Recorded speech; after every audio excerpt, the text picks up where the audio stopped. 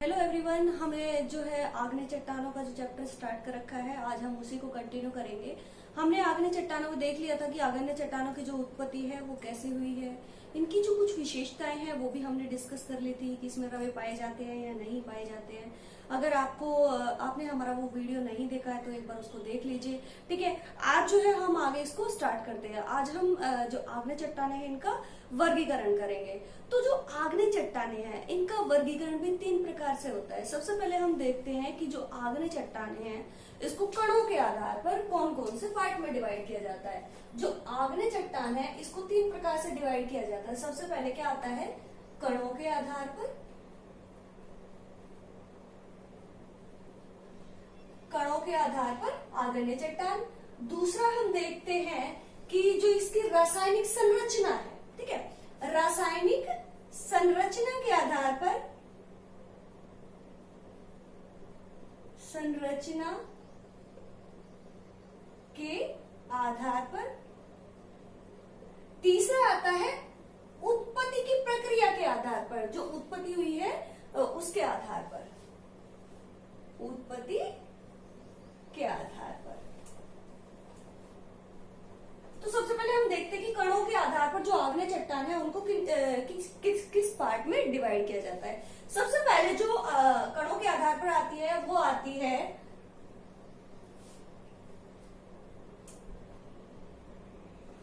पैग्मेटेटिक, पैग्मेटेटिक आग्नेय चट्टान। ठीक है, ये आती है। तो पैग्मेटेटिक जो चट्टान है ये आती है आपकी जो बहुत बड़े कण है। जब लावा का जो पृथ्वी से जो लावा निकलता है उसमें बहुत से कण निकलते हैं, तो जो बहुत बड़े कण निकलते हैं उनको बोलते हैं पैग्मेटेटिक। तो यहाँ पे आ जाएगा पैग्मेटेटिक, बहुत बड़े कणों वाली आग्नेय चट्टान। ठीक है, अगर इसका एग्जाम्पल भी आप देखो तो एग्जाम्पल में आ जाएगा आपका ग्रेनाइट। ठीक है, दूसरा हम देखते हैं कि जो पैग्मेटेटिक आता है इसके बाद जो दूसरी जो चट्टान आती है वो आपकी आती है, यहाँ तो बहुत बड़े कणों की थी तो यहाँ पे आ जाएगा बड़े कणों वाली चट्टान। बड़े कणों वाली जो आग्नेय चट्टान है वो, अगर जो बड़े कणों वाली चट्टान है उसको बोलते हैं फेनेरेटिक, फेनेरेटिक चट्टान। ठीक है, अगर इसका एग्जाम्पल देखो तो इसके एग्जाम्पल में आ जाएगा ग्रेनाइट व डायोराइट। ठीक है, इसके बाद आता है सूक्ष्म कणों वाली चट्टान, सूक्ष्म कणों वाली आग्नेय चट्टान। तो इसको बोलते हैं एफेनेटिक, एफेनेटिक। ठीक है, एफेनेटिक आग्नेय चट्टान। अगर इसका एग्जाम्पल हम देखते हैं तो एग्जाम्पल में आ जाएगा बेसाल्ट व डॉलसाइट। ठीक है, इसके बाद जो है वो आती है आपकी ग्लासी, ग्लासी। ग्लासी आपकी होती है कि यहां तो थे बहुत बड़े कण, फिर बड़े कण, फिर सूक्ष्म कण, अब आ जाएगी बिना कणों वाली, बिना कणों वाली। ठीक है, और इसके बाद आती है, इसके बाद जो लास्ट आती है वो आती है पोरफायरेटिक, पोरफायरेटिक। पोरफायरेटिक होती है जिसमें जो मिश्रित कण पाए जाते हैं। ठीक है, मिश्रित कणों वाली, मिश्रित कणों वाली आग्नेय चट्टान। अगर देखिए तो जो ग्लासी है, ग्लासी का एग्जांपल आप देखो तो ग्लासी में एग्जांपल आ जाएगा प्यूमिस। ठीक है, प्यूमिस क्या होता है, देखो जो अटलांटिक कटक है वहां से जो लावा है वो लगातार निकलता रहता है, उसके साथ साथ जो जल के जो ऑक्सीजन के बुलबुले, CO2 के जो बुलबुले निकलते रहते हैं तो उसका वहां पे जमा हो जाता है, तो वो कहलाता है आपका प्यूमिस। ठीक है, अब हम देखते हैं कि ये तो था हमारा कणों के आधार पर। इसको याद करने का भी तरीका देख लीजिए, एक छोटी सी ट्रिक है उसके माध्यम से आपको याद हो जाएगा। पेग फैन को, पेग फैन को ऐसे ग्लास में पूर दो।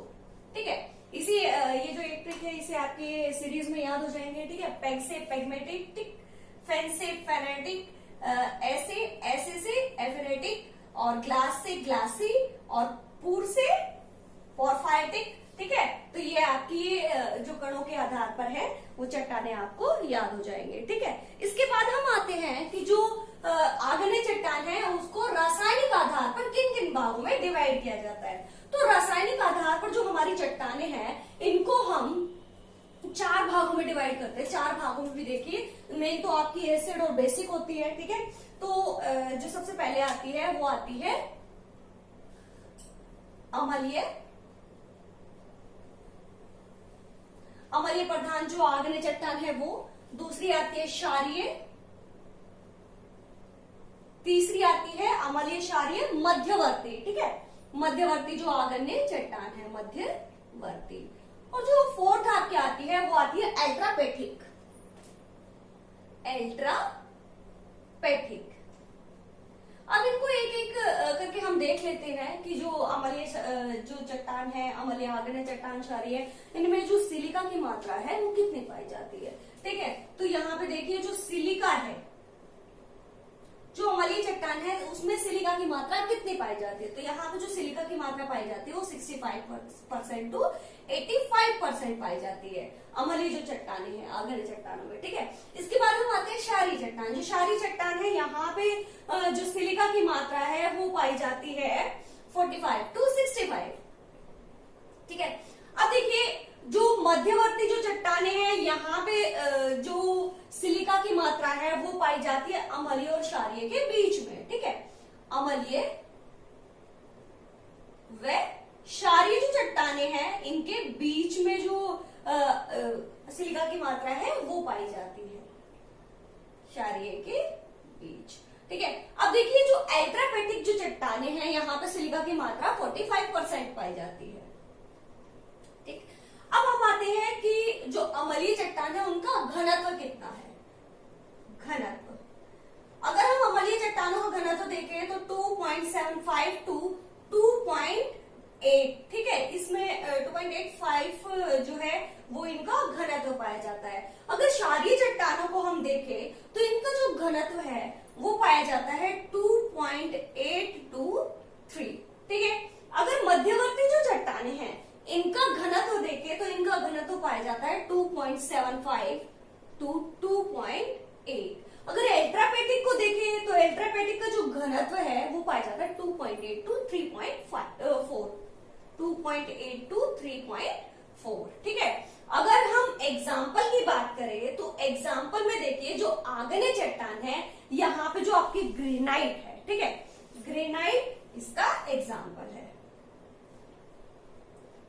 ग्रेनाइट एक अम्लीय चट्टान है जिसमें जो सिलिका की मात्रा है वो 65 टू 85% पाई जाती है। अगर इसमें आप खनिज तत्वों की बात करें तो खनिज में इसमें क्वार्ट्ज और फेल्सपार पाया जाता है, क्वार्ट्ज व फेल्सपार। अगर फेल्सपार की भी मात्रा देखें, जो फेल्सपार है सर्वाधिक मात्रा में ग्रेनाइट में पाया जाता है, तो फेल्सपार इसमें पाया जाता है 52% के नियर अबाउट। ठीक है, अगर क्वार्ट्ज देखें तो क्वार्ट्ज जो है वो 31% के नियर अबाउट पाया जाता है। ठीक है, तो सर्वाधिक जो मात्रा पाई जाती है ग्रेनाइट में वो फेल्सपार की पाई जाती है। इसके साथ साथ जो है कौन सा अभ्रक जो है इसके एग्जाम्पल में, और जो लोहा है इसी के एग्जाम्पल में आता है, वो भी अम्लीय चट्टानों में आता है। ठीक है, इसके बाद देखिए जो क्षारीय चट्टान है, क्षारीय चट्टानों में जो एग्जाम्पल है वो आता है बेसाल्ट व ग्रेबो, बेसाल्ट व ग्रेबो।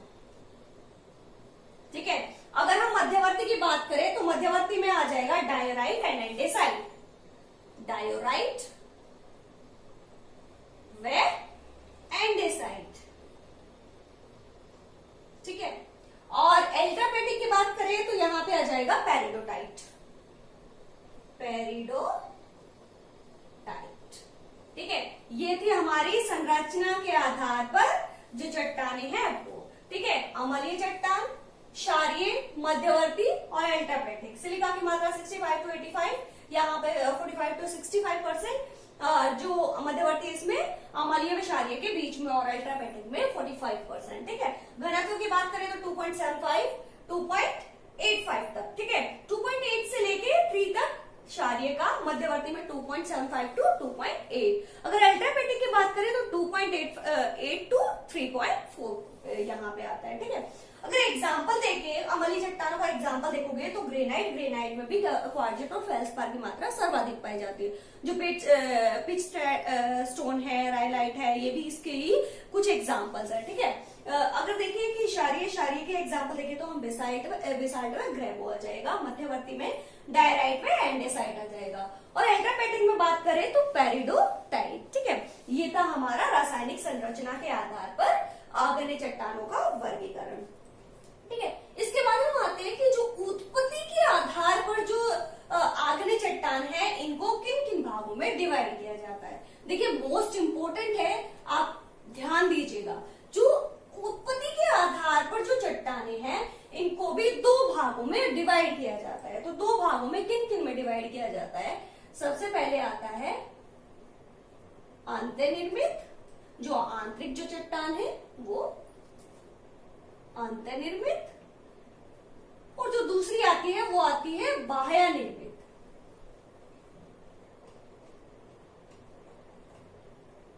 देखिए अंतर्निर्मित मतलब जब जो लावा निकलता है तो मार्ग में कुछ अवरोध आ जाए, जैसे जो स्थलखंड है वहां पे कुछ अवरोध आ जाए, तो जो लावा है वो बाहर निकलने की बजाय जो आंतरिक भाग है, धरातल का जो आंतरिक भाग है उसी में जमना शुरू कर देता है, तो वो आ जाएगा अंतर्निर्मित, मतलब धरातल के नीचे। ठीक है। बाह्य निर्मित मतलब जो लावा है वो धरातल के बाहर आके जमना स्टार्ट कर देगा। अब जो अंतर्निर्मित जो चट्टाने हैं, इसको भी 2 भागों में डिवाइड किया जाता है। तो 2 भाग कौन से हैं? 2 भाग में हम देखते हैं पातालीय चट्टान, और जो दूसरा भाग आता है वो आता है मध्यवर्ती आग्नेय चट्टान। ठीक है। और जो बाह्य निर्मित है, इसमें भी 2 प्रकार से इसको डिवाइड किया जाता है। बाह्य निर्मित में एक तो शांत प्रकार से जब लावा बाहर निकलता है, एक विस्फोट के साथ जब लावा बाहर निकलता है। ठीक है। तो पातालीय जो चट्टाने हैं, ये जो पृथ्वी का बहुत ज्यादा आंतरिक भाग है। ठीक है। बहुत ज्यादा आंतरिक भाग में ये पाई जाती हैं। ठीक है। अगर इसका एग्जाम्पल आप देखो तो ग्रेनाइट यहाँ पे आ जाएगा। इनको पातालीय नाम क्यों दिया गया? क्योंकि जो पाताल देवता के नाम पर इनका नाम रखा गया है, क्योंकि ये पृथ्वी के बहुत ज्यादा आंतरिक भाग में पाई जाती है, इसलिए इसको पातालीय चट्टान कहा जाता है। अब देखिए इन चट्टानों में रवे पाए जाते हैं या नहीं पाए जाते। हमने देखा था जब आग्नेय चट्टानों की उत्पत्ति देखी, आग्नेय चट्टानों की जो विशेषताएं हमने देखी कि जब लावा का जमाव आंतरिक भाग में होता है तो रवे बड़े पाए जाते हैं, और बाह्य भाग में होता है तो जो रवे है बहुत बारीक मात्रा में पाए जाते हैं। ठीक है। अब यहाँ पे जो पातालीय चट्टान है, इसमें क्या होगा कि जो लावा निकला है वो बहुत आंतरिक भाग में जमा हुआ है, तो उसको जो जमने की जो प्रक्रिया काफी मंद होगी, तो यहाँ पे जो रवे है वो बहुत बड़े बड़े होंगे। ठीक है। रवे मीन्स यहाँ पे गांठों से लिया गया है। ठीक है।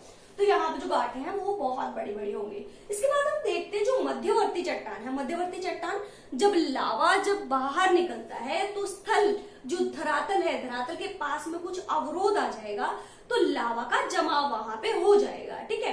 तो वो जो लावा का जमाव है, इसको भी अनेक भागों से डिवाइड किया जाता है। देखिए लावा कोई रूल तो फॉलो करता नहीं है कि हमें इस तरह से जमना है, इस तरह से जमना है। तो लावा का जो जमाव है वो भी बहुत प्रकार से हुआ है। तो वो प्रकार हम देखते हैं कि लावा का जमाव किन किन प्रकारों से हुआ है। तो ये इस जो मध्यवर्ती जो चट्टान है, आग्नेय चट्टान, उनको हम देखते हैं। देखिए जब ये जो लावा है, जब ये लावा बाहर निकलता है, ठीक है, तब तो ये कहलाएगा बाह्य निर्मित जो आग्नेय चट्टान है। ठीक है। अगर ये लावा पृथ्वी के आंतरिक भाग में ही जमा हो जाए, वो भी किस तरह से कि यहाँ पे जब लावा का जमाव ऐसे खड़े रूप में अगर हो जाता है तो इसको बोलते हैं डाइक।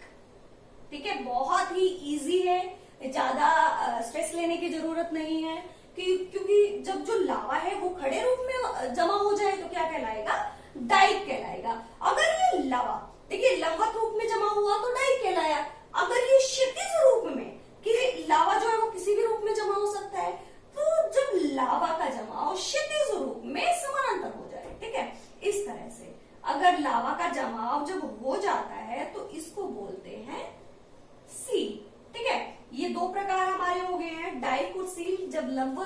का जमाव होता है तो उसको बोलते हैं डाइक, और जब क्षैतिज रूप में जब लावा का जमाव होता है तो उसको बोलते हैं सील। ठीक है, ये थे डाइक और सील।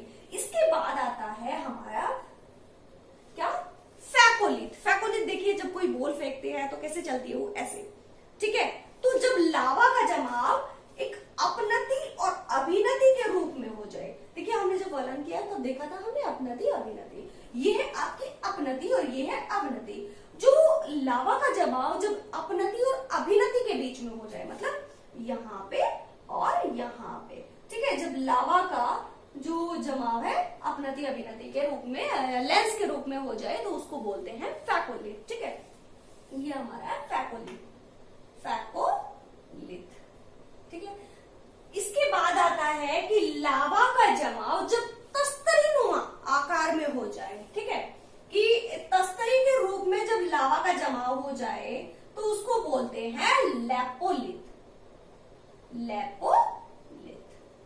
ठीक है, बहुत ही इजी है, जैसे लैपटॉप है, लैपटॉप को ऐसे रख दिया जाए, पतली परत उसकी होती है तस्तरीनुमा, तो ये भी जो है तस्तरीनुमा आकृति की होती है, तो इसको बोलते हैं लेपोलिथ। ठीक है, इसके बाद हमारे दो रहते हैं, कौन से, बैथोलिथ और लेपोलिथ। तो बैथोलिथ और लेपोलिथ लगभग आपके गुंबदीय आकार में होते हैं। जब बैथोलिथ है वो जो पृथ्वी की बहुत जो आंतरिक गहराई है उसमें बहुत बड़े रूप में जब जमा हो जाए, कि जो बैथोलिथ है वो गुंबद के रूप में, एक बड़े से गुंबद के रूप में लावा का जमाव जब हो जाए तो उसको बोलते हैं बैथोलिथ। ठीक है, इसका जो ये ढाल है वो खड़ा रहेगा, ये हमारा है बैथोलिथ। और जो बैथोलिथ है, बैथोलिथ का जो जमाव है वो किसी भी चट्टान में हो सकता है। ठीक है, इसके बाद आता है लेपोलिथ, कि लावा का जब जमाव गुंबदाकार आकार में हो जाए लेकिन बैथोलिथ से छोटे रूप में, ठीक है, तो उसको हम बोलेंगे लेपोलिथ, लेपोलिथ। अब देखिए, जो लेपोलिथ है और बैथोलिथ में सबसे जो बड़ा अंतर है वो क्या है, कि जो बैथोलिथ है वो किसी भी चट्टान में जमा हो सकता है, जबकि जो लेपोलिथ है वो परतदार चट्टानों में ही जमा होगा। ठीक है, ये हमारा मध्यवर्ती जो आपकी आग्नेय चट्टान है उनका डिवीजन। ठीक है, सबसे पहले हमने देखा डाइक, डाइक क्या था, लंबवत रूप में लावा का जमाव। इसके बाद हमने देखा सील, सील क्षैतिज रूप में लावा का जमाव जब हो जाए। उसके बाद हमने देखा फैकोलिथ, फैकोलिथ मतलब अपनति अभिनति के रूप में जब लावा का जमाव हो जाए, या लेंस के रूप में जब लावा का जमाव होता है उसको बोलते हैं फैकोलिथ। लेपोलिथ मतलब तस्तरीनुमा जब लावे का जमाव हो जाए उसको बोलते हैं लेपोलिथ। इसके बाद हमने देखा जो बैथोलिथ है और लेपोलिथ। बैथोलिथ जब बहुत बड़ा जो गुंबद बन जाए, लावा का जमाव जो एक बहुत बड़े गुंबद के रूप में हो जाए तो उसको बोलते हैं बैथोलिथ, और जब यही आकार छोटा हो जाए तो उसको बोलते हैं लेपोलिथ। ठीक है, अंतर हमने इसमें देख लिया है। अब हम बात करते हैं कि जब लावा जो है वो पृथ्वी के धरातल पर आ जाए, ठीक है, जब लावा पृथ्वी के धरातल पर आ जाता है तो लावे का जमाव या लावे को इसको दो प्रकार से डिवाइड किया जाता है। दो प्रकार से डिवाइड कैसे, कि एक तो शांत प्रकार से जब लावा निकलता है, ठीक है, और दूसरा जब विस्फोटक रूप में जब लावा बाहर निकलता है। शांत प्रकार से कि जो हमारा धरातल उसमें छोटे छोटे सुरागों से जो लावा है वो शांत रूप में बाहर निकल जाता है। ठीक है, इसको बोलते हैं शांत वाया निर्मित जो लावा है, आग्नेय चट्टान। ठीक है, इसके बाद आता है विस्फोटक रूप से जब लावा बाहर निकलता है। ठीक, तो विस्फोटक रूप में भी हम देख लेते हैं कि किस प्रकार के कण यहाँ पे पाए जाते हैं। ठीक है, सबसे पहले यहाँ पे आता है बम। ठीक है, विस्फोटक जो प्रकार है, विस्फोटक प्रकार में सबसे पहले आता है विस्फोटक। सबसे पहले हम देखते हैं बम, कि जब जो लावा बाहर निकलता है तो उसमें जो बहुत मोटे कण, मोटे मतलब लगभग फुटबॉल के समान के जो कण बाहर निकलते हैं उनको बोलते हैं बम। फुटबॉल के समान जब लावा निकलता है तो फुटबॉल के समान जो कण निकलते हैं उनको बोलते हैं बम। दूसरा आता है लेपी, कि जब लावा बाहर निकलता है तो यहाँ पे जो मटर या चने के दाने के समान जो पदार्थ निकलते हैं उनको बोलते हैं लैपिली। किसके समान, मटर या चने के समान। स्कोरिया क्या होता है? स्कोरिया, ये स्कोरिया जो है, जब लावा निकलता है तो उसमें बहुत जो छोटे छोटे कण बाहर निकलते हैं उनको बोलते हैं स्कोरिया। लावा के निकलते समय जो छोटे छोटे कण हैं उनको, छोटे छोटे कण, ठीक है, उनको बोलते हैं स्कोरिया। इसके बाद आता है ब्रेसिया। ब्रेसिया, अब ब्रेसिया क्या कहलाता है? जो लैपिली है और जो स्कोरिया है, इसका सम्मिलित रूप ब्रेसिया कहलाता है। किसका? लैपिली व स्कोरिया। लैपिली व स्कोरिया का जो सम्मिलित रूप है वो क्या कहलाता है? ब्रेसिया। इसके बाद आता है प्यूमिस, ठीक है। प्यूमिस हमने पीछे भी डिस्कस किया है कि प्यूमिस क्या है। प्यूमिस व झामर कि जो अटलांटिक कटक है वहां से लगातार जो लावा निकलता रहता है और जो CO2 की जो बुलबुले हैं वो उसके साथ साथ निकलते हैं, तो उसको बोलते हैं प्यूमिस, ठीक है, जो अटलांटिक कटक में निकलते हैं। इसके बाद आता है टफ, जो जल के बीच में जो कण निकलते हैं उनको बोलते हैं टफ, ठीक है। ये हमारे थे विस्फोटक, जो लावा बाहर निकलता है, ठीक है। इसी के साथ जो हमारा ग्रेनाइट चट्टान है, ये चैप्टर हमारा कंप्लीट होता है। मैं आशा करती हूँ कि आपको ये चैप्टर अच्छे से समझ आ गया होगा। अगर आपको वीडियो अच्छा लगता है तो लाइक, शेयर और सब्सक्राइब जरूर करिएगा, ताकि हमारा जो नेक्स्ट जो वीडियो आए डायरेक्ट आपके पास पहुंच सके। Thank you.